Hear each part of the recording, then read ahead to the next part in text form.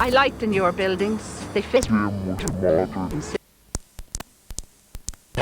Taken on this city, and we have developed it and moved forward with it. This is definitely crossing the Rubicon. This is where we're going now.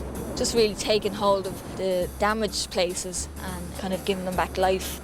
I hope to have a house in this area, I hope to be working here, and I hope to remain here. Who gets to live in the city? You know, is it just a collection of yuppies sitting cappuccino in the corner, or does everybody have some right to the city? That's a very big political issue.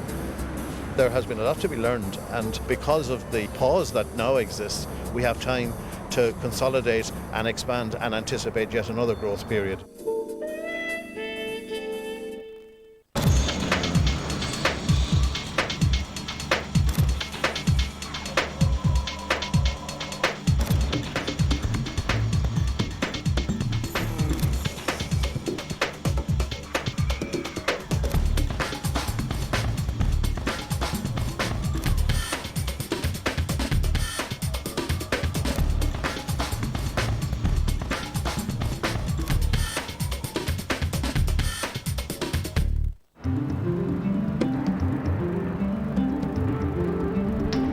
Welcome to Dublin, a city in the midst of its latest and potentially greatest period of radical change. Unique, charming, vibrant, full of character and diversity. Rich in culture, steeped in 1,000 years of history, Dublin is owed this revamp. Because for all its charm, Ireland's first city is all fur coat and no infrastructure. The beautiful architecture of the 18th and 19th centuries vies with the monstrous eyesores of the last 5 decades. Cars crawl along a horrendous clogged road system. The supposed bliss of suburban life has become an ugly sprawl, barely connected by one of Europe's worst public transport systems. As local authorities plan for the future, Dublin's developers could learn much from the past. Not just the mistakes, but the imaginative layouts and inspired architecture that forged much of what is great about the capital. For better or worse, history is being made. Dublin is being repaired while we wait. 1988 was the alleged millennium year, but Dublin is actually much older than that. In the 7th century, the tiny monastery of Kilmainon stood on the present-day site of Stephen's Hospital. Before that, people were fishing and fording the Liffey for generations. It's even immortalised in the name. There were 2 place names, RTE, the ford where you could step across the Liffey at low tide. That's probably down around where the Merchants Quay area is now. And then Dublin, the Black Pool, is that area around Dublin Castle there, that sunken low area near where the Chester Beatty Library is. Dublin's spine, the Liffey, is shallow, tidal and banked with high ground. An ideal thoroughfare for the raiders and traders who settled here 11 centuries ago. The Vikings found the location ideal because their draft of water in their ships is only 3 or 4 feet, just over a metre. You can float a long ship even in that kind of water. So there's no problem. There's a very shallow estuary in the River Liffey. You had the high ground where the Christchurch area is now, so you could defend yourself. So that's why the Vikings picked the town. The Vikings marked out properties and plots with houses, a trading place and a king ruling over all.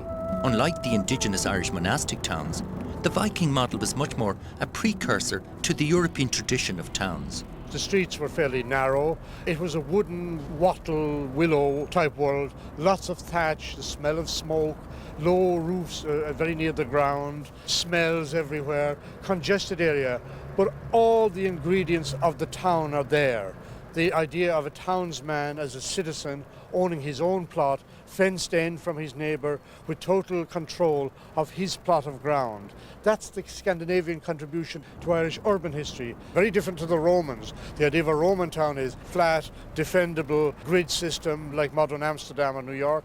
That's very different in the Scandinavian mind.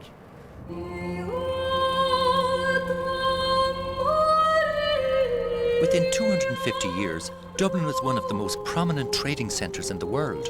But the Viking Age was already coming to an end. And in 1171, the city fell to the Anglo-Normans. Why did they pick it? Because it was then already the capital of Ireland. So that's why they attacked it and took it over. But having taken it over, they scratched their head and said, this is not suitable for us modern townsmen of the late 12th century. They would have found the scale of it too tight, too narrow, the size of the plots too small. Their idea of streets were straighter rather than the more curved street of the Scandinavian. And don't forget, the Normans also built in stone.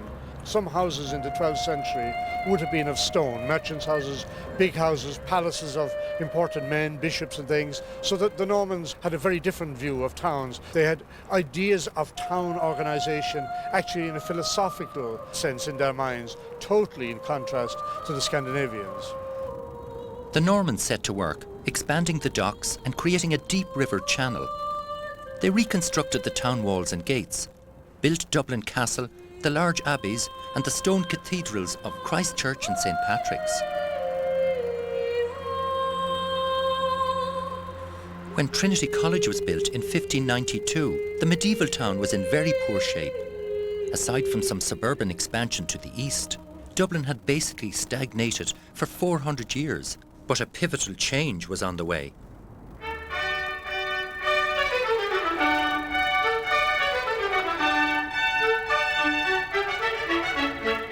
From 1662, a new order emerged under the leadership of the visionary Viceroy James Butler, Duke of Ormond, the flowering of a well-planned city.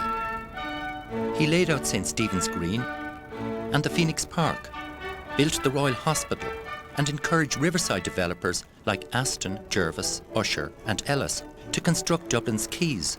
Radically for 17th century cities, the houses faced the river. By the early decades of the 18th century, Dublin's population had risen from 10,000 to 60,000. Now, at a time of peace and prosperity, an increasingly independent Irish Parliament set about creating a metropolis to suit the age. The template of modern-day Dublin began to emerge. Key infrastructure like the canals and Dublin Port, glorious architecture like Blackhall Place and the Royal Irish Academy. By the turn of the century, James Gandon, possibly the greatest architect of his day, was engaged in the creation of Dublin's greatest landmarks. Parliament House, the Forecourts, Carlisle Bridge, now O'Connell Bridge, and the Customs House. But the real legacy of Georgian Dublin were the regimented streets and squares of the East City, Stephen's Green, Marion and Mountjoy Square, Henrietta Street, Gardner Street, North Great George's Street, and Bagot Street.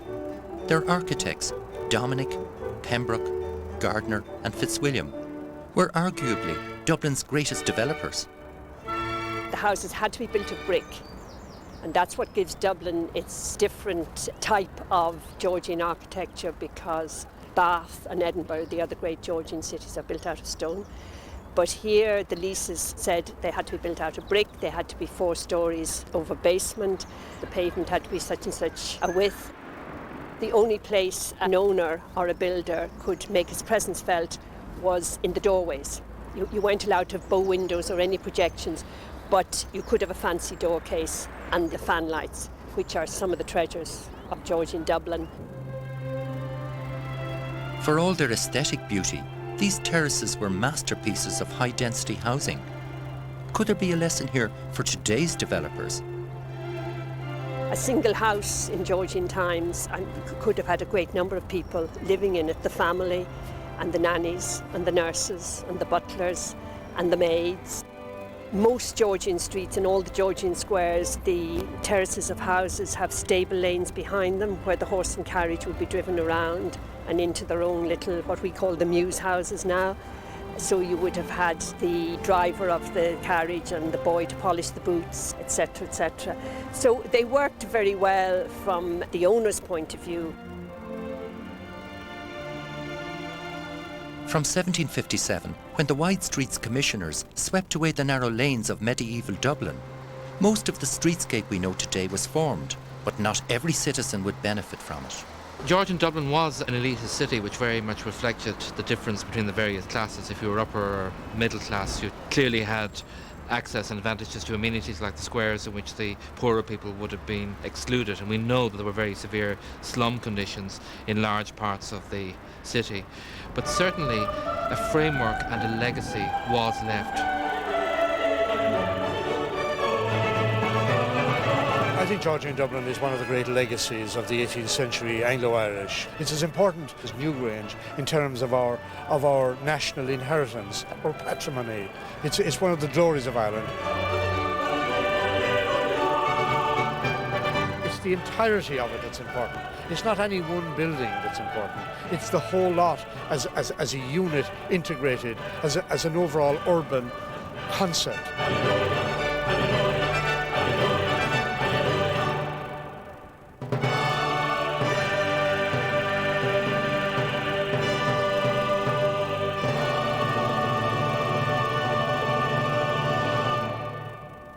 With the Act of Union in 1800, Dublin's greatest ever building boom was over, all 200 years of it. As the money and prestige dwindled away, the city went into a slow decline, and the once glorious streetscapes started to decay. There's a bit of a myth that Dublin was like the end of Cinderella's ball at the Act of Union striking on the chimes of midnight in the year 1801. There was a very prosperous merchant class who continued to build and develop areas like Fitzwilliam Square. The difference was that Dublin was no longer a political capital, so you no longer had the meeting of Parliament with the members of the House of Lords of Commons who had their dwellings there. But as the 19th century progressed, and with the development of the railway to John Leary, that meant that richer people started to take flight from the city, and large parts of the city became slums. Victoriana, despite its industry and technology, was a dark chapter in Dublin's history. With the famine came a mass influx of the wretched to a crumbling city already crammed with the poor. By the end of the 19th century, Dublin's tenements, many of them ex-Georgian mansions, were the worst in Europe. Some of Baggot Street's four-storey houses were home to more than 70 people. The city had reached its lowest ebb. Sadly, our economy was so bad in the 19th century that we don't have any glories really worth talking about in the Victorian age, other than maybe the museum, the library, the National Gallery, and the GPO, which is very early 19th century. Paris and the great towns of Europe, they all flourished in the second half of the 19th century, whereas Dublin was then a so-called deposed capital. London was the capital, and Dublin has suffered. We only have a small little bit of Victorian buildings in Dame Street. Mind you, we have the lovely suburbs of Victorian Dublin, the villas and that in Shrewsbury Road, Aylesbury Road. They're all 19th century.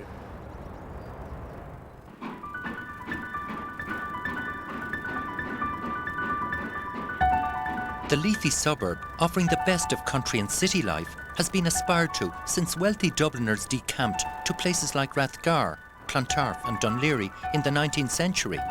Unlike the sprawl that surrounds them today, these old suburbs were more like villages, well designed, full of character and easily accessible. If you think of places like Dunleary, Blackrock, Dalkey, Killiney and so on, the reason why they happened was because the Dublin-Kingstown Railway was put in 1834 and development followed out along the railway line. Very good housing in many cases.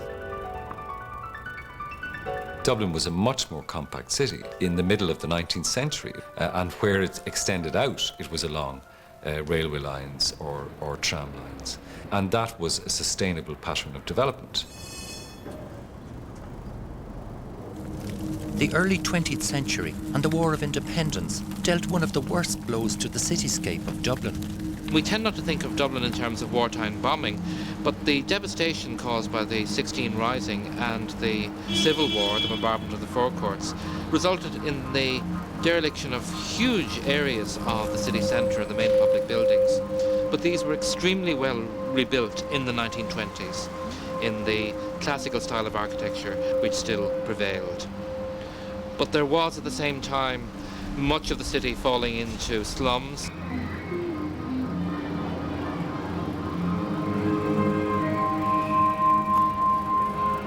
The level of poverty around Christchurch, Patrick Street, multiple occupancy of rooms, huge death rates, sanitation non-existent, made us absolutely the pits. The answer to that was slum clearance, either by rebuilding within the city centre or developing new suburbs like Crumlin and Marino. And that was a pattern then which accelerated throughout the 20th century. After 1921, it took decades to clear the slums and rehouse their inhabitants. In the process, a cash-strapped government neglected, squandered, or destroyed much of Dublin's priceless architectural heritage. In hard times, this was understandable, but no less tragic.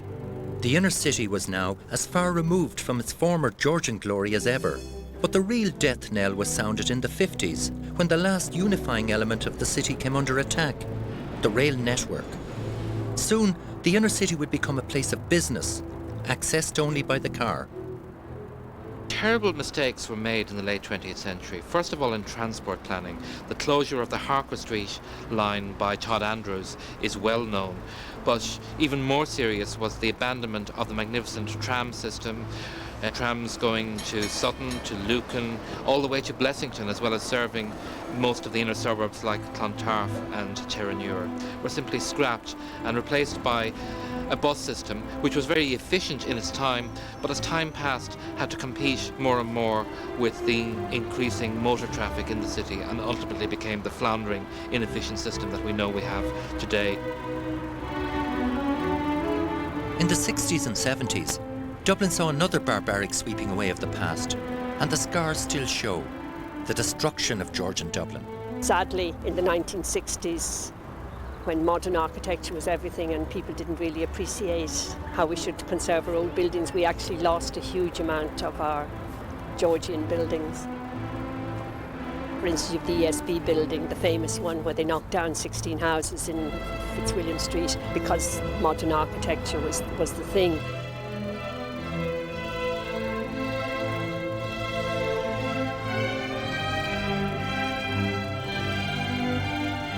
You had the state and semi-state companies were exploding at the time in the amount of office space they required, and because many of those wanted to be in the area around St Stephen's Green and government buildings, that was very destructive to large areas of Georgian terrace buildings with very fine plasterwork and other features, which were just destroyed to give way for these blocks.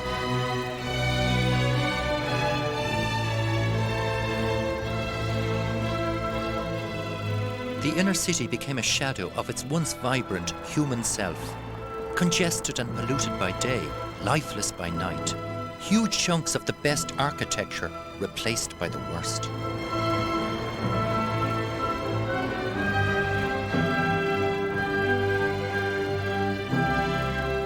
It was done out of ignorance. It wasn't done out of any particular malice, I think. Although there was, even up to the 1960s, 1970s, a very strong attitude at all levels of government and ordinary people as to why we should be interested in preserving these relics of our colonists, and that why do we want to keep these houses that English people built, whereas in practice, and as everybody now is aware of, these houses were actually built by Irish craftspeople, and it doesn't matter where they came from originally, they are now our heritage. This was the golden age of Gombinism and corruption. Greedy developers, speculators, and bent politicians. The worst plague ever visited on the city. The building boom of the 60s and 70s was poisoned with vested interests. We're still living with the consequences. There was a deliberate plan in the 1960s to provide new towns to the west of Dublin. The inspiration for that was a sort of new town planning for places like Milltown Keynes that was going on in England. But in fact, our so-called Irish new towns like Tallaght weren't really towns at all. Thousands of people were moved into new housing estates to the west of the city in Tallaght, Blanchardstown, Clondalkin, without any facilities or amenities. It was developed to the advantage of individual landowners in County Dublin and surrounding counties, looking for the rezoning of their own lands, rather towards any grand public vision and concern for amenity and quality of life. The suburbs, which started out 150 years before as an idyllic refuge from the travails of Victorian city life, sprawled into a remote, fragmented no man's land, culturally and socially bereft, despite a massive population. Attempts to provide modern alternatives, like Ballymun and Pimlico, failed dismally. Having effectively hijacked the planning process, the developers turned one greenfield site after another into low-density ghetto estates with no integration and no facilities. The type of houses which we built in the late 20th century in the suburban areas was based on a particular model of providing for a couple bringing up children for their lifetime. And there clearly is going to be a continued demand for that type of family housing with front and back gardens, and people with that expectation should be legitimately accommodated. But we can look at late 19th century areas of the city like Iona and Lindsay Road and Glasnevin have been cited as examples of very attractive family type houses with front and back gardens, which at the same time are built with a much higher design quality and accessibility to local community facilities and shops that you simply haven't been able to achieve in these much more sprawling housing estates. They would be built at a density of over 20 and up to 30 units per acre, which is 2 to 3 times what the density fell down to in the 1960s. It's a pity we didn't follow those models, because they were there, staring us in the face, and they still are. Part of the solution to suburban sprawl is the repopulation of the inner city, and that process is underway. 10 years ago, there wasn't a single private apartment for sale anywhere in the city centre. In the next decade, 45,000 new residents are destined for the Docklands area alone. We have a chance of building up action area plans. As the Georgians did in the past, we can put structures on places that we know are ripe for development. So as developers come in with our architects, we can say, yes, look, we have a structure, and the whole lot makes sense, as it did in Georgian Dublin. The changes taking place now will affect Dublin for centuries to come, and there are plenty of lessons to be learned from the past. In many ways, medieval Dublin was more urban at the year 1000 than it is now. It's now a suburban entity with an urban core, which the suburbanites don't respect. We Irish don't have much of an urban tradition. But if you think of medieval Dublin and even Viking Dublin before it, you had narrow streets, you had a congested area, you had a controlled spatial layout, you had a use of native materials and a proper scale of building. Dublin is too large for its population. More compact suburbs, higher density housing, more focus. These are all essential to the rejuvenation of the city. But there's a wider issue too, mobility. If public transport is the skeleton of a city, Dublin is spineless. Until recently, most of the trams until 1959 and then the buses, of course, worked in a radial system from Nelson's Pillar. And this meant that there's very little cross-transportation systems between outlying suburbs. That model seems to be still pretty much the Dublin model, and that has to change. And the reality is that the M50, which of course has to do with private transportation, has completely changed the way in which the city is used. It now has become an orbital city rather than a radial city. Dubliners, it seems, are going to have to rebuild their own attitude to the city and their own place in it. The city has to regenerate itself, not just physically, but socially as well.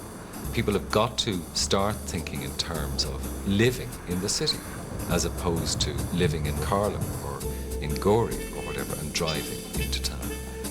That is hiding to nothing stuff. The future of every European city is in consolidation, in trying to become more compact, in trying to improve public transport to the greatest possible extent, and to put the car in the happy place by comparison. When the current phase of construction and deconstruction ends, Dublin will be reinvented. But what kind of city will it be? An easier place to get around? A better place to live? In our next episode, we'll find out.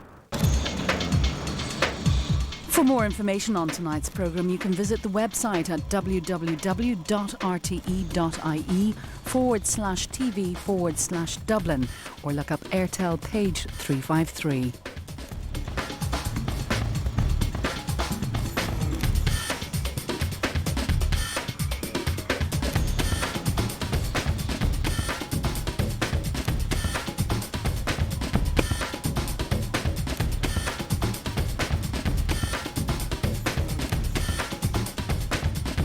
Is devastating.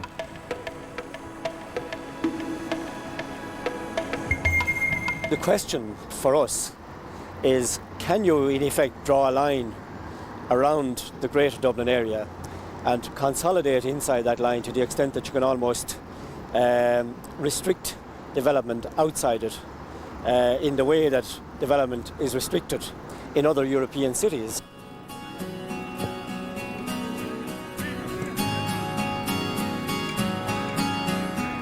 Dublin's local authorities know that for suburbs like Tallaght, Blanchardstown and Clondalkin to function properly, they have to be made more compact.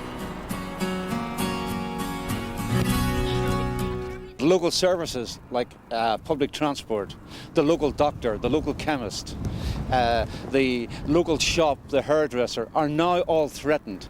It is that crisis that now has to be tackled by increasing the density of the housing neighbourhoods. The notion of high-density housing has been floating around in the planning vacuum for decades. It doesn't mean high-rise tower blocks, it just means more people taking up less land. There are plenty of examples in Dublin already. The old streets and houses of Portobello, the social housing of the Liberties, and more recently, the pricey Herbert Park apartments.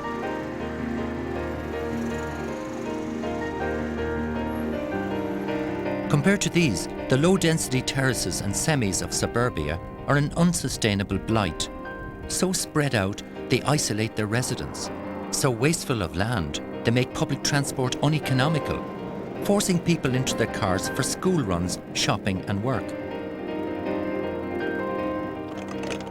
Finally, we're beginning to see a new approach to suburban house building.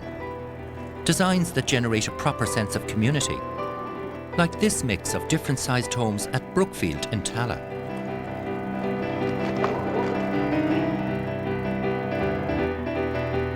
Ballymun was built as a well-intentioned but naive response to the housing crisis of the 60s. The supposed ultra-modern world of high-rise living took just over a decade to prove itself an unmitigated disaster.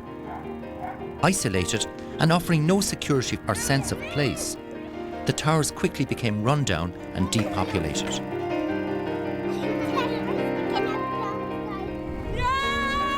Under the current regeneration plan, the towers and all 2,820 flats will be gone by 2010.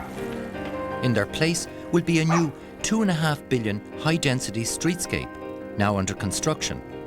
The first families moved in last February. Margaret and John Godfrey were brought up in the towers. They married and brought up kids here just like their parents, who were among the first original residents. The house is a 3-storey, 4-bedroom house. A lot different from when I lived in when I was being brought up. There was myself and 3 brothers in the one room, and now John has his own room. There's plenty of space in all the bedrooms actually. So like it's a big, huge step forward for the family as a whole. The sitting room and the kitchen are a lot bigger than we thought it actually was going to be. So Margaret's happy with it herself, I think. Yeah, very happy. But Ballymun is a unique case.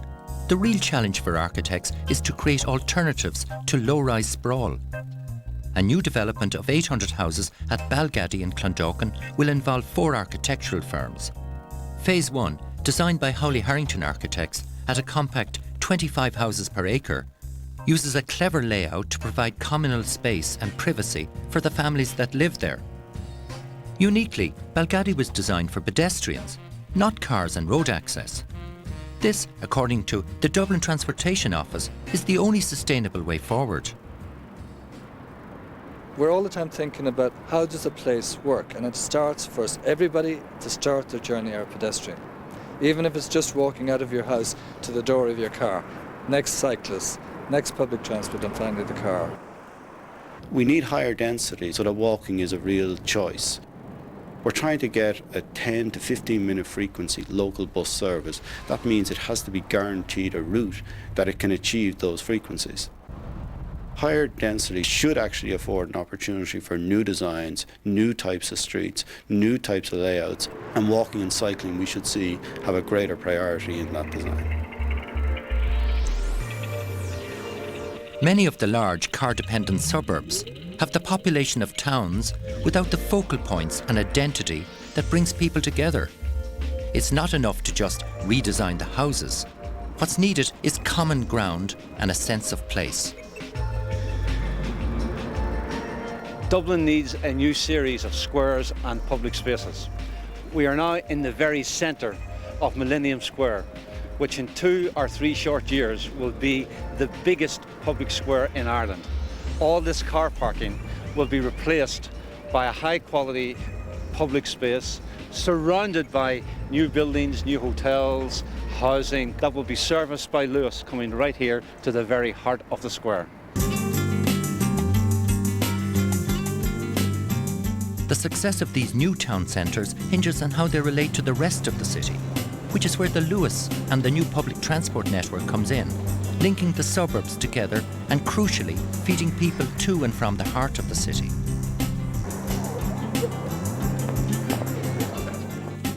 Several decades ago, when places like the Docks and Smithfield were busy communities, the inner city was, if not prosperous, certainly full of life.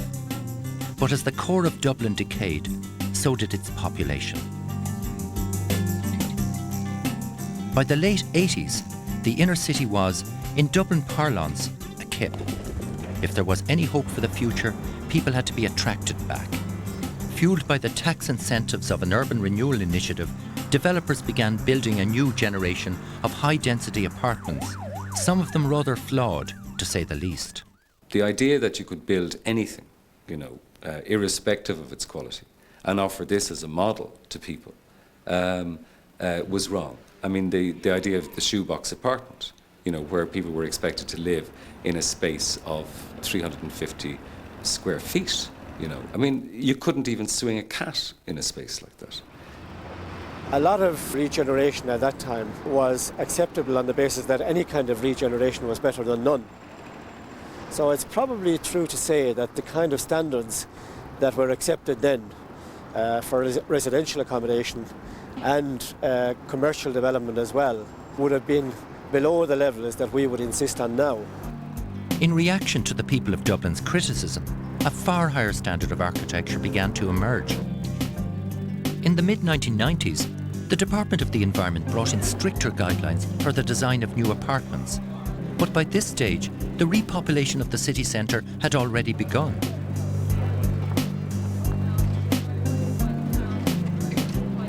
A process that started with the pedestrianisation of Henry Street and Grafton Street in the 80s, continued with Temple Bar in the early 90s.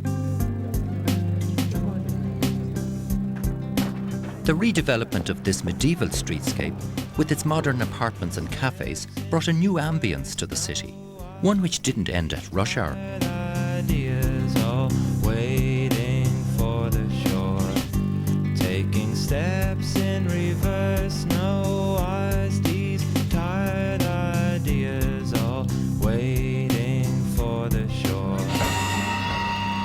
The inner city has come a long way in 10 years, but places like Grafton Street and Temple Bar are still isolated in a landscape which is largely desolate and forbidding. 8 years ago, the then Dublin Corporation announced its next phase of urban renewal, the Integrated Area Plans, a coordinated regeneration of the capital's most run-down quarters, the Coombe, Liberties, Kilmainham and Inchicore, the northeast inner city, and the Harp Zone to the west of the GPO. In most of these areas, work is already underway. The alleged premier street of the capital, a neglected, tacky, so-called boulevard, is a prime example of what the area plans were designed to fix. Well, O'Connell Street is actually one of the busiest pedestrian streets in the country. As you can see, between Bachelor's Walk and right up to Henry Street, there are a huge number of pedestrians that use the street every day. This is the area now where we will be creating a tree-lined boulevard, and there will be just 2 lanes for traffic, with one in particular giving priority to public transport. In front of the GPO, we'll be creating a new plaza to create an open space, like an open room on the street.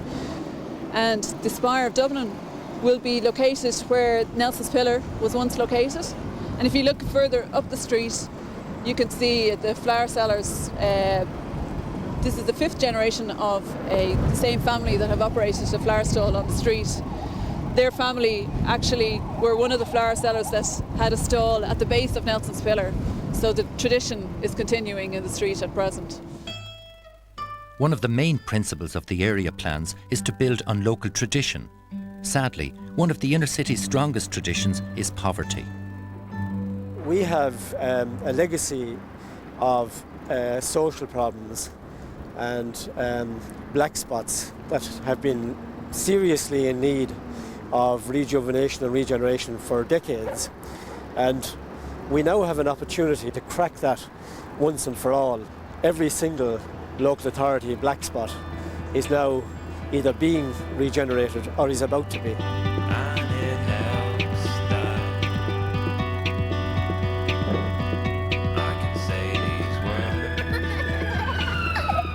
Finally, the old inner city communities are being given the kind of housing that makes sense. The next stage of the process will be to regenerate the streets themselves. The most advanced of the City Council's area plans is the Historic Area Renewal Project, or HARP. Unveiled in 1996, it covers 270 acres from O'Connell Street to Collins Barracks. And few places in Dublin have seen such radical transformation in recent years.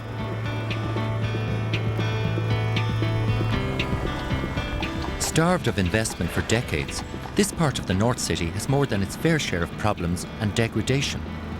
And yet the markets area is still vibrant and full of potential.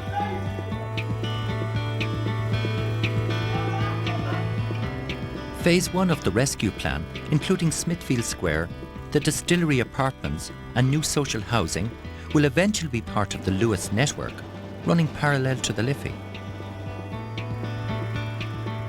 But have the traditions of the area been preserved? Is there a vibrant new social dynamic? Looking at the stark new square of Smithfield, it's difficult to picture it as the cradle of an integrated community. You could see the cottages there, the small cottages, 1-bedroom cottages there, and then you have the 2- and 3-bedroom houses here, and they're all open plan. These were built in 1916, and as you can see, the people can walk outside the doors, sit in the garden or stand in the garden or talk to their neighbours. If you look here on the other side of the road, you have these apartments, which there's no entrance onto the street, there's no entrance at all there, and if you look at them, they can't integrate with the people in the houses here because there's no way to get in or out of them, yeah? Trinity College carried out a survey of the markets area on the new apartment blocks, and what they discovered was that mostly they were transient and that they were 18 to 35 and they weren't staying more than 6 to 9 months in the area. And as we see, it's not integration of families in the area because they're mostly single people. And the only entrance to them, as you see, is this here, this steel gateway here, is the only entrance to the whole block of nearly over 500 apartments. Go back to the essence of cities as being a secure place to live and fortify yourself against marauders from outside. This is still a sense, and I think people have a hang-up. They really want to feel secure, justifiably so, and so you get more and more gated type of developments which are not attractive, and it's not the way we should be going. And you then end up with splits between particularly wealthy people in one part of the city and others, and everybody gating themselves off. Ideally, we'd like to see those gates and that sort of limited mix of communities breaking down. As developers prepare the west end of Smithfield for phase 2 of HARP, they can't afford to get it wrong.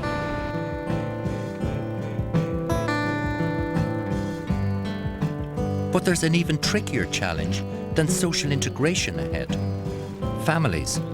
Why should they be attracted to the city centre when practically every parent in Dublin aspires to a safe, quiet suburban semi? The inner city might be familiar, but for most Dubliners, it doesn't feel like home. Are we even ready for a new-look city centre?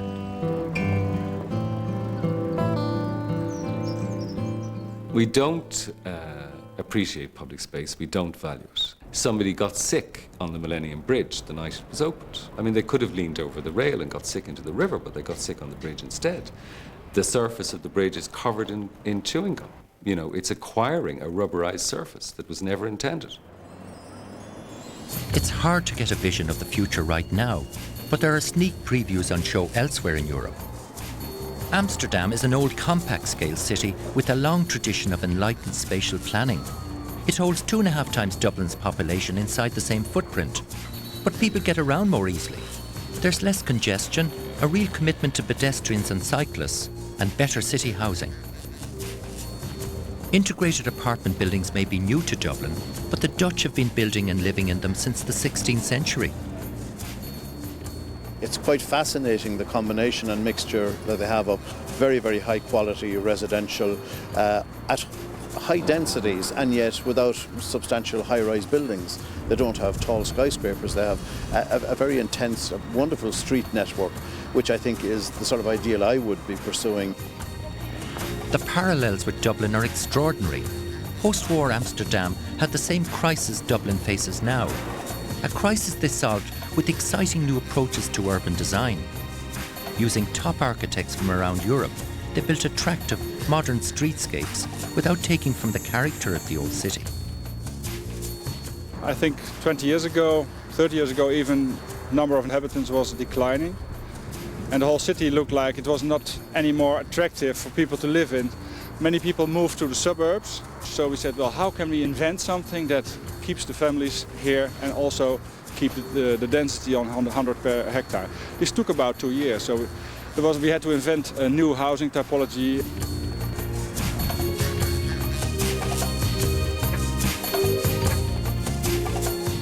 They have achieved this wonderful balance of living, working within the urban environment, and even where they expand out, it's always done in a very well-regulated way, with a sort of a strategic core of public transport, how people are going to move around.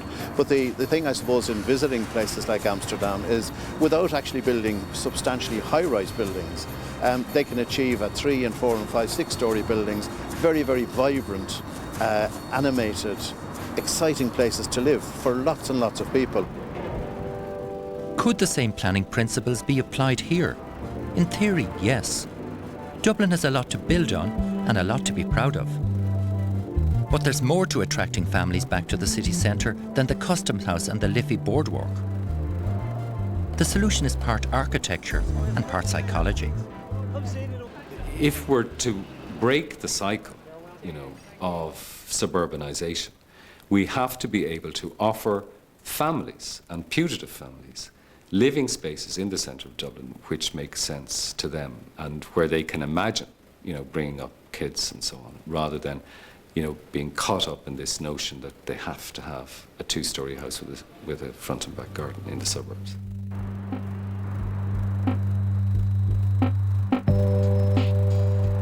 The move from suburban to city life requires certain trade-offs.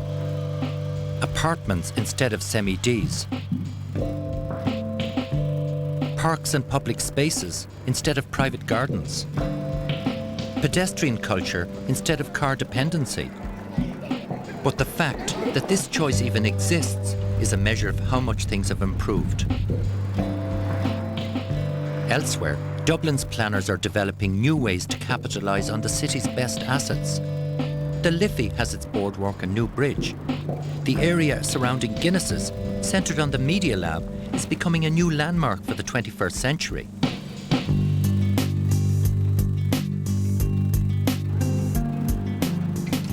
The best of Dublin's past, from Temple Bar and the Georgian Squares to the signature buildings of the 18th and 19th century, are being given a whole new backdrop.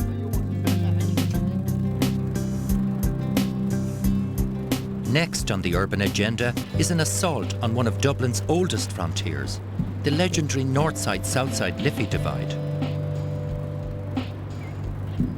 City architect Jim Barrett is a proponent of this new vision, an east-west axis for Dublin with 2 new focal points, Euston Station and the Docklands, all linked by a spine formed by the Liffey and the Lewis line. You have the River Liffey as it moves along. So we have an action area plan which will give, I think, developers, landowners, a concept of what can happen there. But we do foresee very, very intense development around Euston, around the markets area, all of them linked by this Lewis network.